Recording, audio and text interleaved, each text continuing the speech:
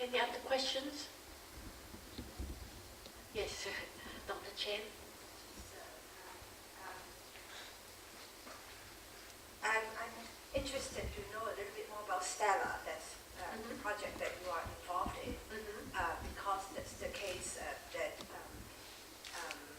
it's really bringing learning sciences to pre-service teachers. So, so of course the kind of thing is really like the technology design is involved with learning theories. That's what we are excited about. But I'd like to know a little bit more in your, not only the theoretical understanding, but your actual experience of doing Stella and problem-based learning supported with technology with pre-service teachers. What's the insight about inquiry-based teaching and learning? Like the challenges and the kind of understanding that we can have. So both from a theoretical and also a higher education teacher's point of view. The challenges, I think, were more practical than theoretical. So one issue is when we did a face-to-face, there was just one person in the classroom who had to facilitate 6 or 7 groups, and that didn't work so well. I give students, I have students rotate the facilitator. They had a little set of rings with here's things you do if you're a facilitator, but they didn't really do that. So some of the challenges were figuring out what the different collaboration spaces were good for. Some of the challenges are pushing people to think quickly enough. We went through several rounds of designing that anchored discussion board, and it was really quite nice when we got it, because when we initially did this, we had just a scribe who could write for the group, and then the students who could talk in the threaded discussion. And it would be funny because I would try to facilitate in the threaded discussion. They would just ignore me. So one of the challenges in doing PBL in this setting was just I couldn't be everywhere at once. Where once we had this online, I could be. I could be in 6 or 7 different groups, and if I had inexperienced facilitators or some of my teaching assistants, that I could watch what they were doing and give them feedback. So it was a really nice environment for that. It's also been a nice environment because we've got researcher tools to be able to pull all kinds of data out of the system, which we may be doing for years.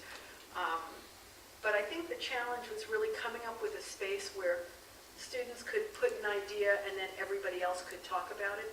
And it was also interesting because the students did some adaptation, so they only get one space, and if they erase something, they lose what's there. So they started writing new and old idea to keep track of the sequence. The other thing was trying to come up with problems that would be interesting to the range of teachers, because I had primary and secondary, and the primary teachers don't want to do science, and almost all our materials were science and math. Another piece was just getting the videos together. We shot some of the videos, some we were able to get from other projects around the school. So if I had my laptop here, I could actually show you some of them. But so other challenges. And then when you first do this with students, they have no idea what you're doing. They think you're out of your mind. The students will walk around in circles trying to figure out why I have a textbook and why you're not telling me what I'm supposed to read.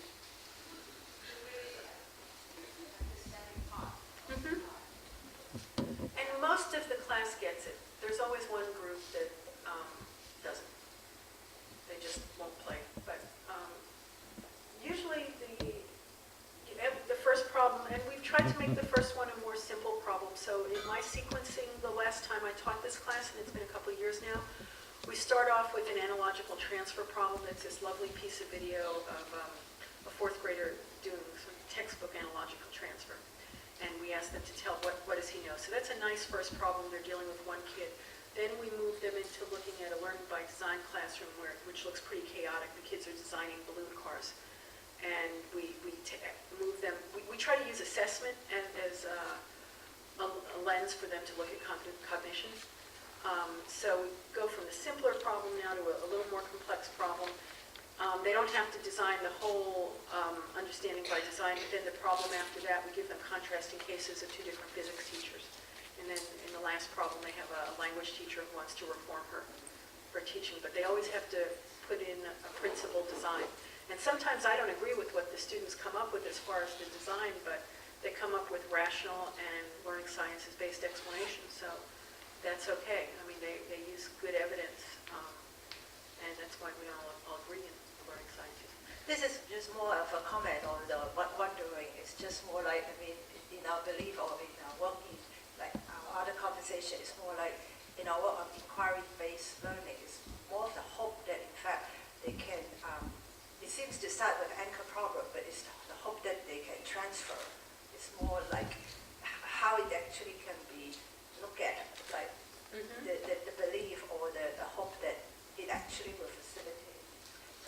I wonder whether you have any comment on this. Well, we have some evidence, at least, that they during the time of the course, that they at least transfer it to a new problem.